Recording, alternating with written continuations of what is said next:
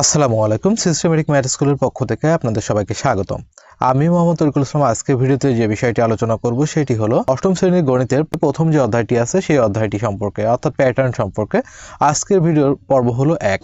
এভাবে 3টি পর্বের মাধ্যমে মূলত অষ্টম শ্রেণীর প্রথম অধ্যায়টি সম্পন্ন করা হবে। প্যাটার্নের প্রশ্নগুলো কেমন হয়ে থাকে এবং এর সমাধান মূলত কেমন সেটি আমরা দেখব। চলুন দেখি। প্রদত্ত সংখ্যাগুলোর পরবর্তী 4টি সংখ্যা নির্ণয় করো। সেক্ষেত্রে এখানে কয়েকটি সংখ্যা দেওয়া আছে, তার পরবর্তী আরও 4টি সংখ্যা আমাদের লিখতে হবে। সেক্ষেত্রে আমাদের প্রথম যে জিনিসটি খেয়াল করতে হবে সেটি হলো যে সংখ্যাগুলো দেওয়া আছে এই সংখ্যাগুলো লিখতে হবে।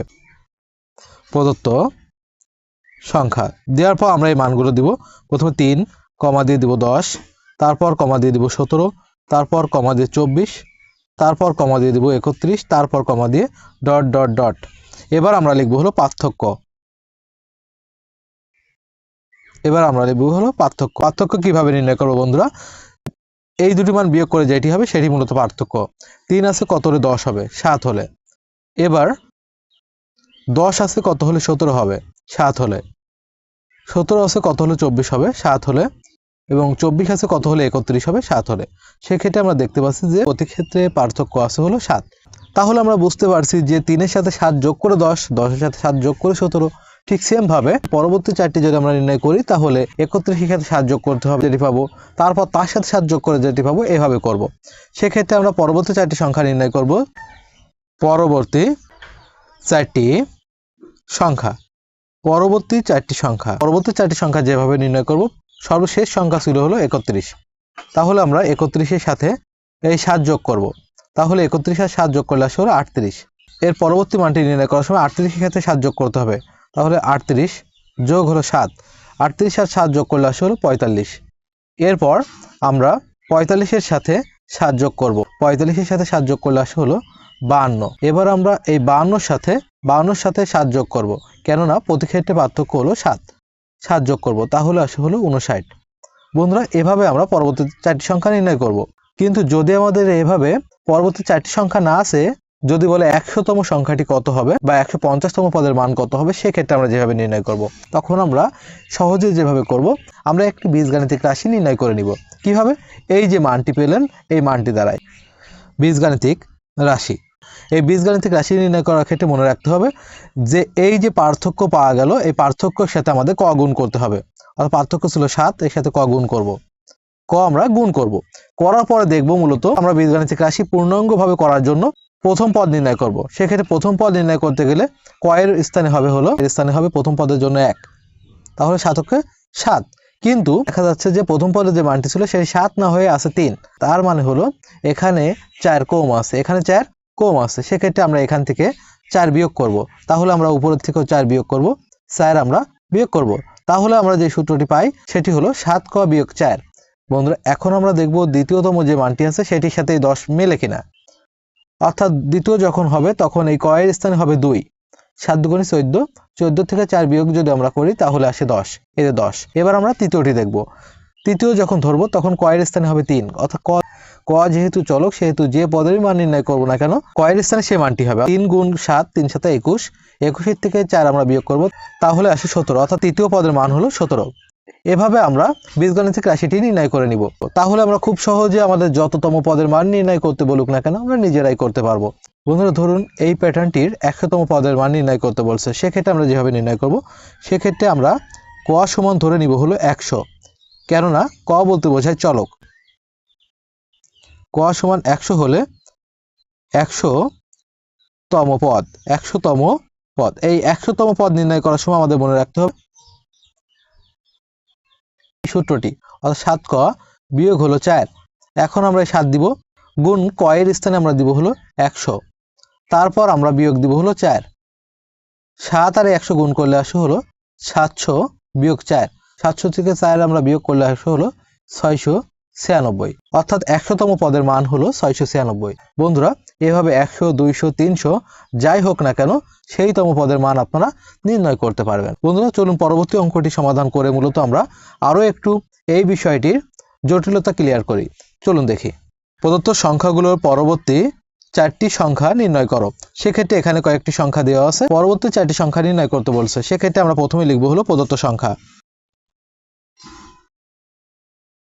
দিয়ে সমান দিয়ে আমরা এই মানগুলো দিব, অর্থাৎ 5, তারপর দিব কমা 13, তারপর কমা দিব 21, তারপর কমা দিব 29, তারপর দিব হলো 37, তারপর কমা দিয়ে আমরা ডট ডট ডট ডট এভাবে লিখব। এবার আমরা লিখব হলো পার্থক্য। পার্থক্য করার সময় আমরা এই দ্বিতীয় মানের থেকে প্রথম মানটি বিয়োগ করব। 13 থেকে 5 বিয়োগ করব, তাহলে থাকে 8। ঠিক সেম ভাবে আমরা 21 থেকে 13 বিয়োগ করব, তাহলে থাকে 8। এবার 29 থেকে 21 বিয়োগ করব, তাহলে থাকে 8। 37 থেকে 29 বিয়োগ করব, তাহলে থাকে হলো 8, কমা দিব। অর্থাৎ প্রতি ক্ষেত্রে পার্থক্য হলো 8। অর্থাৎ পরবর্তী চারটি সংখ্যা আমরা যেভাবে নির্ণয় করব, যেহেতু 5-এর সাথে 8 যোগ করে 13, 13-এর সাথে 8 যোগ করে 21, 21-এর সাথে 8 যোগ করে 29, 29-এর সাথে 8 যোগ করে 37, সেক্ষেত্রে পরবর্তী চারটি সংখ্যা নির্ণয় করার সময় মনে রাখতে হবে এই পরবর্তী যে মানটি আছে এর সাথে 8 যোগ করে হবে, তারপর যে মানটি পাবো তার সাথে 8 যোগ করে হবে। সেক্ষেত্রে চলুন আমরা পরবর্তী চারটি সংখ্যা দেখি। পরবর্তী চারটি সংখ্যা হলো, সর্বশেষ মান পাইছিলাম 37, এই 37-এর সাথে আমরা 8 যোগ করব, তাহলে আসে হলো 45। এবার আমরা এই 45 যে উত্তরটি পেলাম, এই 45-এর সাথে আমরা 8 যোগ করব, কারণ প্রতি ক্ষেত্রে পার্থক্য হলো 8। 45 আর 8 যোগ করলে আসে হলো 53। এবার আমরা এই 53-এর সাথে আমরা 8 যোগ করব, তাহলে 53 যোগ 8, 53 আর 8 যোগ করলে আসে হলো 61। এবার আমরা 61-এর সাথে এই 61-এর সাথে আমরা 8 যোগ করব, তাহলে আসে হলো 69। এভাবে আমরা পরবর্তী চারটি সংখ্যা নির্ণয় করতে পারবো। কিন্তু বন্ধুরা, যদি আমাদের বলে তালিকার পরবর্তী 200তম পদের মান নির্ণয় করো, সেক্ষেত্রে যেভাবে নির্ণয় করব, প্রথমে আমাদের বীজগাণিতিক রাশি নির্ণয় করতে হবে। এই বীজগাণিতিক রাশি আমরা যেভাবে নির্ণয় করব, আমরা যে পার্থক্যটি পাবো এই পার্থক্যের সাথে ক গুণ করব, তাহলে পার্থক্য ছিল 8, এর সাথে ক গুণ করব। করার পর দেখব আমরা প্রথম পদ, সেহেতু ক এর স্থানে আমরা ধরবো আমরা 1, তাহলে ক এর স্থানে আমরা যদি 1 ধরি, তাহলে 8 8। কিন্তু এখানে আমাদের প্রথম পদের মান ছিল 5, তার মানে আমরা হলো 3 বেশি দিয়ে ফেলছি। যেহেতু 3 আমরা বেশি দিয়ে ফেলেছি, সেহেতু আমরা 3 বিয়োগ করে দিব, তাহলে সূত্রের উপর থেকে আমাদের 3 বিয়োগ করতে হবে। এই যে মানটি পেলেন, এটি মূলত বীজগাণিতিক রাশি। এখন কথা হলো, আমরা বীজগাণিতিক রাশির সত্যতা কিভাবে যাচাই করব। বীজগাণিতিক রাশির সত্যতা যাচাই করার জন্য আমরা দ্বিতীয় পদের মান নির্ণয় করব। এখন দ্বিতীয় পদের মান নির্ণয় করার সময় ক এর স্থানে হবে 2, 2 আর 8 গুণ করলে 8 দুগুণে 16, 16 থেকে 3 বিয়োগ করলে আসে হলো 13। দেখুন দ্বিতীয় যে পদের মান আছে, প্রথম দ্বিতীয় পদের যে মানটি আছে সেটি 13, তাহলে বোঝা যাচ্ছে যে এটি সত্য। এবার যদি তারপরও আপনারা দেখতে চান যে তৃতীয় পদের মানটি মেলে কিনা, সেক্ষেত্রে তৃতীয় পদের স্থানে ক এর স্থানে 3 ধরতে হবে। 3 আর 8 গুণ করলে 3 8 24, 24-এর থেকে 3 বিয়োগ করলে আসে হলো 21, তাহলে বোঝা যায় যে এই বীজগাণিতিক রাশিটা সত্য। এখন কথা হলো, এই যে বীজগাণিতিক রাশি আছে, এই বীজগাণিতিক রাশির মাধ্যমে মূলত আমরা এই যে প্যাটার্নটি আছে, এই প্যাটার্নটি 200তম পদের মান নির্ণয় করব। সেক্ষেত্রে আমরা ক এর স্থানে ধরবো হলো 200, ক সমান 200, ক সমান 200, কারণ ক বলতে বোঝায় চলক, আমরা যততম নির্ণয় করতে বলবে ক এর স্থানে সেই মানটি দিব। হলে 200তম পদ, 200তম পদ বের করতে গেলে আমরা এই 8 ক বিয়োগ 3, এখন 8 দিব, গুণ ক এর স্থানে আমরা দিব হলো এই 200, 200 বিয়োগ দিব হলো 3, 200 আর 8 গুণ করলে আসে হলো 1600, বিয়োগ হলো 3, 1600 থেকে 3 বিয়োগ করলে আসে হলো 1597। এটি হলো এই প্রশ্নের সমাধান। এভাবে আপনারা যততম পদই নির্ণয় করতে চান না কেন, বীজগাণিতিক রাশিটা যদি আপনারা বের করতে পারেন সহজে, তাহলে খুব সহজে এই মানটি নির্ণয় করতে পারবেন। বন্ধুরা, পরবর্তী ভিডিওতে যে বিষয়টি আলোচনা করা হবে, এই যে 200তম পদের মান নির্ণয় করলাম বা 100তম পদের মান নির্ণয় করলাম, এর সমষ্টি কিভাবে নির্ণয় করা যায়, এবং বোর্ড বইয়ে যে 3টি সৃজনশীল প্রশ্ন দেওয়া আছে, মূলত সেই সৃজনশীল প্রশ্নগুলোর সমাধান নিয়ে। ধন্যবাদ বন্ধুরা ভিডিওটি দেখার জন্য।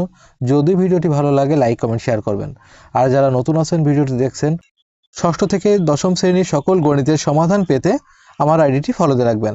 আর যারা আমার ইউটিউব চ্যানেলটিকে দেখছেন, তারা আমার ইউটিউব চ্যানেলটিকে সাবস্ক্রাইব করবেন।